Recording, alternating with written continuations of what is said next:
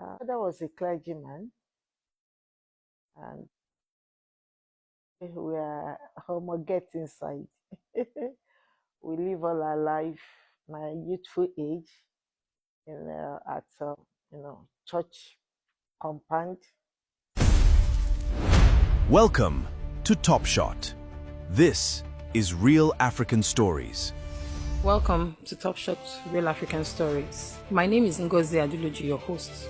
On this program, we preserve authentic voices, powerful experiences, and untold stories that shapes Africa and its people. Beyond titles and public image, we bring you honest conversation that inspire, educates, and creates powerful impression that lasts for ages. Some stories are not written in comfort, they are written in courage. This is the remarkable journey of Chaplain Mrs. Folake Esan. At just 37, life dealt her a devastating blow. Widowed with children to raise, she refused to surrender to despair. Instead, she made an extraordinary decision to work not one, not two, but 9 different jobs, all to keep her children in school and secure their future. Born in Ikare Akoko, Ondo State, Mrs. Esan turned pain into purpose. An educator, entrepreneur, chaplain, and human rights advocate, she transformed personal loss into a lifelong mission of service. Through the St. Joavick's Foundation, she has given hope to widows, orphans, and vulnerable children. She is the founder and president of women-led NGOs, Ondo State. She also founded Treasureland Academy, believing that quality education can change generations while our businesses continue to create opportunities for others. Today, the woman who once struggled to keep her family afloat has raised successful children and become a beacon of hope to countless others. Her story reminds us that resilience is not about avoiding life storms, it's about rising above them with faith, determination, and compassion. This is Topshot Real African Stories.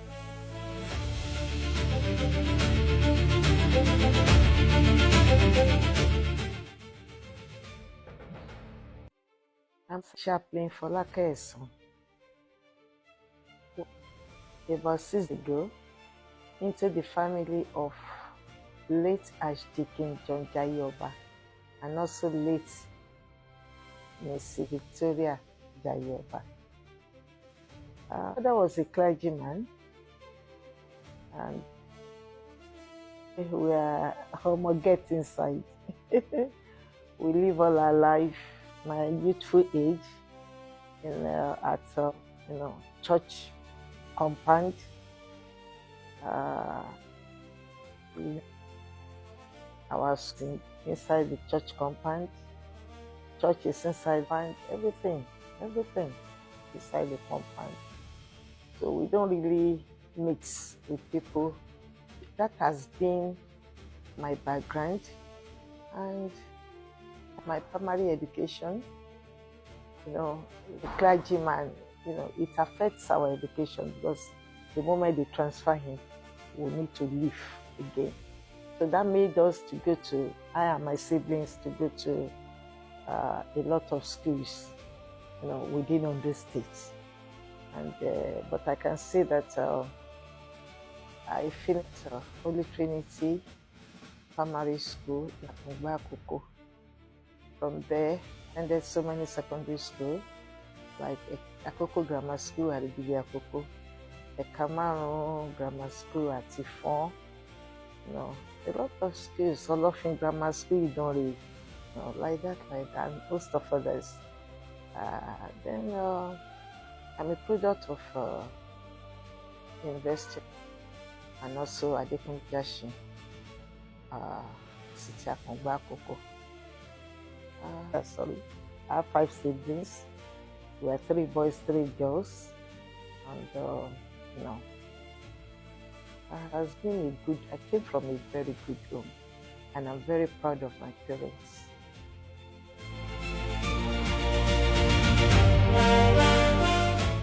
I'm from a Christian home, and that has really gone a long way to help me in life. I was born inside the Bible, what to do and what to do. Well disciplined. That we can't just misbehave. Well, and that has really gone a long way to help me in life, in my marital, in my going to school, marriage, my entire life show that I'm a product of a good one.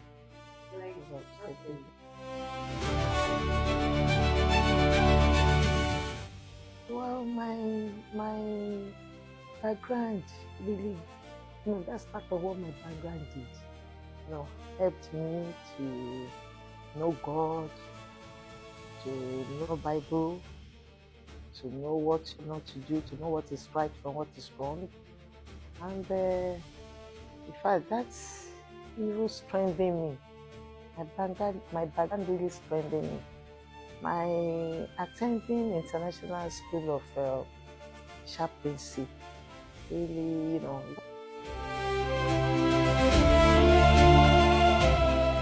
let me say because of my background anyway, because it has been reading Bible, praying, my background really strengthened my prayer life. And, I just felt, well, on that part, to know God more and know how to serve Him the more.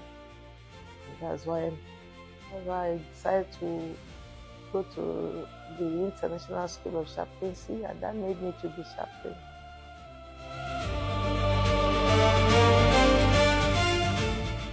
Well, to be a leader, it's God that made someone to be a leader. It's not something, come by anyhow. And I saw, my being the pioneer president of Association of Women for Women Development, I received the revelation that why don't you gather women that are into humanitarian work and form an so that you can do more, because we have a lot of challenges out there, which I believe as a humanitarian we need to attend to. And since I just throw it open and people that non-state actors, that are female non-state actors, embrace it, and that was how we formed the assistant during Mrs. Betty Ayanwakere's regime. We paid her courtesy visit then, and she said, Mr. Son, go and strengthen this association, this is my community, which I did. And that was how we registered it with CAC, and since then, I think we have hit it in helping the vulnerables in the society. We walk around the whole 18 local government states. And I think we are doing well.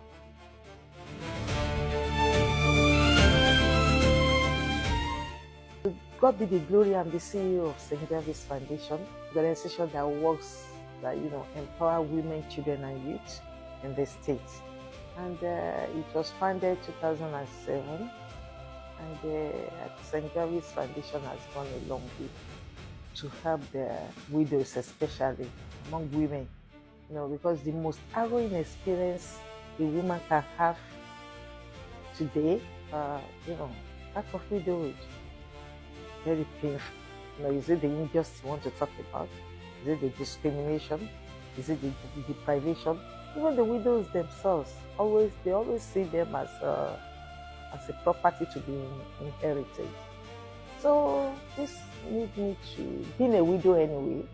At 37, I became a widow, and I know what it is, the pains they are going, and I have to take it upon myself to fight the cause of widows. And I don't have fish to offer them, but I decided to train them on how to fish, so that they won't be jumping from bed to bed, because that addict says an idle hand is the workshop of the devil. So they have something doing, so that they can have something to take care of themselves, take care of their children, take care of their family, of you know, everything their late husband left behind.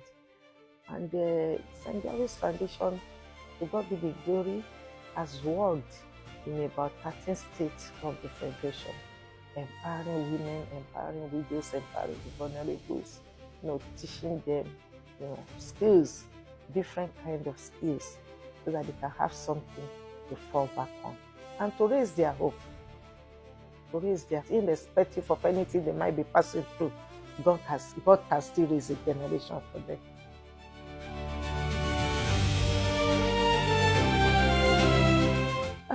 I became a widow. I'm a wife to late Honorable Sobiola Esan. He's licensed Sobio in this, House of Representative in the Third Republic in Nigeria. Became a widow, and I was 37 years old then, living 9 children. It wasn't easy, but with God, because He said He's the husband of the widow, with God on my side, I was. So God fix it. Let me just say, God fix it. Because I was doing 8 jobs as a widow. Monday to Friday I would teach. Weekends go for catering, outdoor catering. I will sew clothes to sell.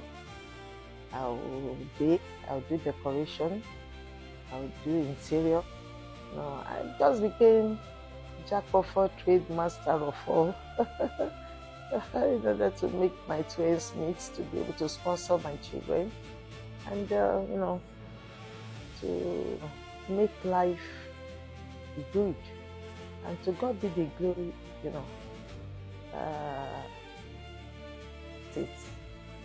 I face it and He fix it. I face it and He trouble. Just give Him all the glory.